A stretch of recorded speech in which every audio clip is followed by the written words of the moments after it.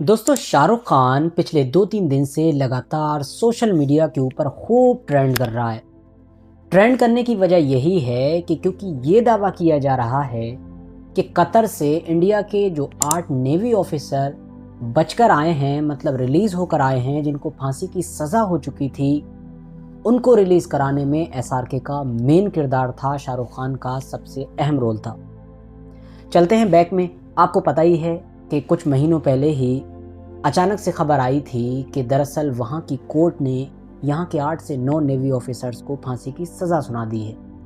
वजह बताई गई थी कि क्योंकि ये लोग वहाँ पर किसी प्राइवेट कंपनी के लिए काम कर रहे थे और इन्होंने खुफिया तौर पर इज़राइल को कतर की बहुत सारी इन्फॉर्मेशन दी थी। यानी इज़राइल के लिए ये लोग कतर के ख़िलाफ़ कतर में ही रहकर जासूसी कर रहे थे।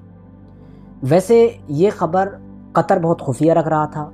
इंडिया की लाख कोशिशों के बावजूद भी इन्फॉर्मेशन तक नहीं दे रहा था कि इंडिया अपनी तरफ से इन लोगों को बचाने के लिए कोर्ट में खड़ा भी हो सके और इनकी तरफ से लड़ सके। खबरें जब ही बाहर आती थी जब कोई बड़ा फैसला आ जाता था इनसे जुड़ा हुआ। इसीलिए इंडियन गवर्नमेंट को भी इंडिया में खूब कटघरे में खड़ा किया गया। विपक्ष ने खूब आवाज़ उठाई कि भाई इंडियन गवर्नमेंट क्या करती रही जो इनको फांसी तक की सज़ा सुना दी गई, और अभी भी कतर कुछ भी बताने तक के लिए राज़ी नहीं है।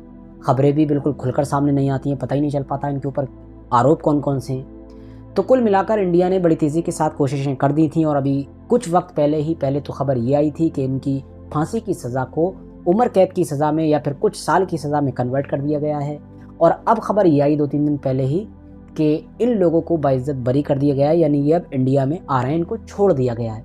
जाहिर है ये इंडिया के लिए एक बड़ी जीत की बात थी। इंडिया में जश्न मना, ऑफलाइन भी ऑनलाइन भी, और इसको इंडिया की डिप्लोमेटिक बड़ी जीत माना गया। लेकिन इसमें शाहरुख खान का एंगल कैसे आया? तो दोस्तों, हुआ ये कि अभी 1-2 दिन पहले ही और इन लोगों के छूटने से 1-2 दिन बाद ही जो इंडिया के प्राइम मिनिस्टर हैं नरेंद्र मोदी, उनका दौरा शुरू हुआ। कहाँ का? यूएई और कतर का। आपको पता है इस वक्त गल्फ़ के दौरे पर निकले हुए हैं प्रधानमंत्री, और वो यूएई तो जाएंगे ही, साथ में कतर भी जाएंगे। तो इन्होंने जाने से पहले एक ट्वीट किया मोदी जी ने, जिसमें लिखा कि मैं यूएई और कतर का दौरा कर रहा हूँ और अगले 2-3 दिन वहीं पर रहूँगा। इसको रिप्लाई करते हुए, या ये कहिए कि एक्स यानी कि ट्विटर पर इसको रीट्वीट करते हुए एक पॉलिटिशियन ने कटाक्ष किया। और ये कटाक्ष करने वाले इंसान कोई और नहीं बल्कि बीजेपी की ही एक बहुत बड़े नेता हैं जिनका नाम है सुब्रमण्यम स्वामी। ये बीजेपी के बड़े नेता हैं, लेकिन आजकल क्योंकि ये मोदी जी को पसंद नहीं करते हैं, बीजेपी में हैं, बीजेपी को पसंद करते हैं लेकिन मोदी जी को पसंद नहीं करते हैं, तो इस वजह से इनको आजकल थोड़ा अलग थलग रखा जाता है और इनकी बयानबाजी भी थोड़ी अलग हटकर होती है। इन्होंने रिप्लाई करते हुए लिखा मोदी जी के उस ट्वीट पर कि आपको सिनेमा स्टार जो है, मतलब जो एक्टर है शाहरुख खान, उसको भी अपने साथ यूएई और कतर वगैरह लेकर जाना चाहिए, क्योंकि जब फॉरेन मिनिस्ट्री इंडिया की और एनएसए अजीत डोभाल साहब जो हैं, ये सब कतर को मनाने में नाकामयाब साबित हुए इन नेवी ऑफिसर्स को छुड़ाने के लिए, तो शाहरुख खान से ही मोदी जी ने रिक्वेस्ट की कि इंटरफेयर करो और रिक्वेस्ट वगैरह करो। तो शाहरुख खान के कहने पर ही और शाहरुख खान के ही सॉफ्ट पावर का इस्तेमाल करने के बाद ही इंडिया इन तमाम लोगों को छुड़ाने में कामयाब हुआ। बस ये रिट्वीट करना था, हंगामा मच गया सोशल मीडिया पर। सेकंड्स के अंदर एसआरके ट्रेंड करने लगा। लोगों ने मुबारकबाद देना, शुक्रिया अदा करना तक शुरू कर दिया, और अगले 3-4 घंटों तक लगातार यही चलता रहा कि भाई एसआरके की पावर वाकई बहुत तगड़ी वाली है। सॉफ्ट पावर जो है, फ़ैन फॉलोइंग जो है, गल्फ़ के साथ साथ दुनिया भर में एक बड़े लेवल को देखने को मिलती है, और उसी चीज़ का फ़ायदा इंडिया को मिला है एसआरके की वजह से। लेकिन फिर कुछ ही घंटों के बाद एसआरके की टीम की तरफ से इसका रिप्लाई आया। एक पूरा स्टेटमेंट जारी किया गया। जो पूजा ददलानी हैं, जो मैनेजर हैं एसआरके की टीम की, उन्होंने इसे रीट्वीट किया इस पूरे स्टेटमेंट को, जिसमें लिखा हुआ था कि जो ये खबर उड़ाई जा रही है कि एसआरके के इन्वॉल्वमेंट से ये सब कुछ हुआ है, ये बेबुनियाद है।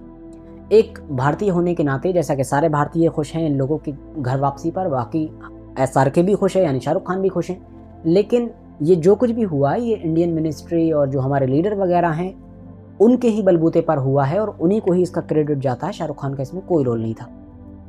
अब शाहरुख खान की तरफ से तो डिनाई कर दिया गया, लेकिन आधे लोग अभी भी इस चीज़ को मानने के लिए तैयार नहीं थे और वो क्रेडिट शाहरुख खान को ही दे रहे हैं। अच्छा, ये बात मेरे लिए भी सोचने वाली बात है, और आप लोग भी ज़रूर, आप में से बहुत सारे लोग ये सोच रहे होंगे कि भाई एसआरके के ख़िलाफ़ बहुत सारी नेगेटिव खबरें तक चलती रहती हैं, अक्सर अफवाहें उड़ती रहती हैं, और पॉजिटिव तो उड़ती हैं, झूठी खबरें, झूठी अफवाहें। आज तक एसआरके की टीम की तरफ से इससे पहले कभी भी किसी चीज़ को लेकर डिनाई नहीं किया गया कि भाई एक स्टेटमेंट जारी किया गया हो कि ये खबर उड़ रही है गलत है, ये अफवाह उड़ रही है गलत है। लेकिन पहली बार ऐसा देखा जा रहा है कि वो भी चंद घंटों के अंदर एसआरके की तरफ से स्टेटमेंट आ गया कि भाई इससे मेरा कोई लेना देना नहीं है और इसका सारा क्रेडिट जो है हमारे लीडर्स को जाता है। बाकायदा इस चीज़ को भी मेंशन किया गया कि हमारे नेताओं की मदद से हुआ है, सब कुछ हमारे लीडर्स की मदद से हुआ है। तो इसकी वजह से भी कुछ लोगों का कहना है कि ये पहली बार इस तरह से स्टेटमेंट जारी करना किसी खबर को लेकर ये दिखाता है कि ज़रूर एसआरके से कहा गया है कि भाई आप फ़ौरन बयान जारी करो और कहो इससे हमारा कोई लेना देना नहीं है। तो ये भी एक वजह है कि लोग कह रहे हैं कि ये डिनाई के लिए स्टेटमेंट जारी करना भी इस बात का सबूत है कि कुछ ना कुछ तो गड़बड़ है और कुछ ना कुछ तो एसआरके का रोल रहा होगा। इसके अलावा दोस्तों एसआरके को जो इस मैटर से जोड़कर देखा जा रहा है इसके पीछे एक बड़ी वजह ये भी है कि अभी 2-3 दिन पहले ही देखा गया है कि लगातार कुछ वक्त तक एसआरके कतर के अंदर थे, वहाँ के प्राइम मिनिस्टर वगैरह से उन्होंने मुलाकात वगैरह की थी।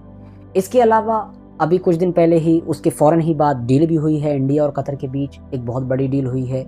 साथ ही साथ ये भी देखा गया कि इन्हीं 2-3 दिन के अंदर ही यहाँ से भी खबर आई इंडिया से कि वो बंदा आपको याद होगा समीर वानखेड़े नाम का कि जिसने बड़ा एक्शन लिया था एसआरके के बेटे के ऊपर झूठे केसेस वगैरह लगाए थे ट्रक के, उसके ऊपर अभी फिर से नकेल कसी गई है और ईडी वगैरह की उसके ऊपर रेड हुई है फिर से, अभी 2-3 दिन पहले ही खबर आई है। तो ये सब कुछ इन्हीं 2-3 दिन के बीच में हुआ, तो इसलिए भी लोग शक कर रहे हैं कि हो ना हो कुछ ना कुछ मैटर तो था। आखिर एसआरके कतर में क्या कर रहे थे और इत्तेफाक देखिए उसी वक्त उनको आज़ाद कर दिया गया, रिहा कर दिया गया इन सारे नेवी ऑफिसर्स को। फिलहाल दोस्तों ये सच हो झूठ हो ये तो हम नहीं जानते, लेकिन हाँ ये बात ज़रूर सच है कि अगर आप लोग देश से बाहर निकलेंगे, भारत से बाहर निकलेंगे, तो आपको पता चलेगा कि 2 भारतीय ऐसे हैं कि जिनकी पॉपुलैरिटी का कोई जवाब नहीं है, कोई लेवल नहीं है, कोई भी उनको टक्कर नहीं दे सकता है दुनिया भर में। पहली जो पर्सनैलिटी है जो सबसे ज़्यादा मशहूर है दुनिया भर में, जिसको बहुत इज्जत के साथ याद किया जाता है और अगर आप जाएंगे आपसे फ़ौरन कहा जाएगा अरे आप उसके यहाँ के, वो पर्सनैलिटी है महात्मा गांधी। और जो दूसरी पर्सनैलिटी है अब हमारे नए दौर में वो है एसआरके, हाँ शाहरुख खान। शाहरुख खान की फेम जिस लेवल की दुनिया भर में पाई जाती है किसी दूसरे सेलिब्रिटी की इंडिया के नहीं पाई जाती है। फिलहाल आज की अपनी वीडियो को हम यहीं पर ख़त्म करते हैं। वीडियो अगर इन्फॉर्मेटिव लगी हो तो लाइक करने के साथ साथ दोस्तों के साथ ज़रूर शेयर करें और इसी तरह की वीडियोस आगे भी देखने के लिए मेरे इस चैनल को सब्सक्राइब करने के साथ साथ बेल आइकन को भी ज़रूर प्रेस करके रखें ताकि मैं जब भी वीडियो डालूँ तो आप लोगों तक सबसे पहले पहुँच सके।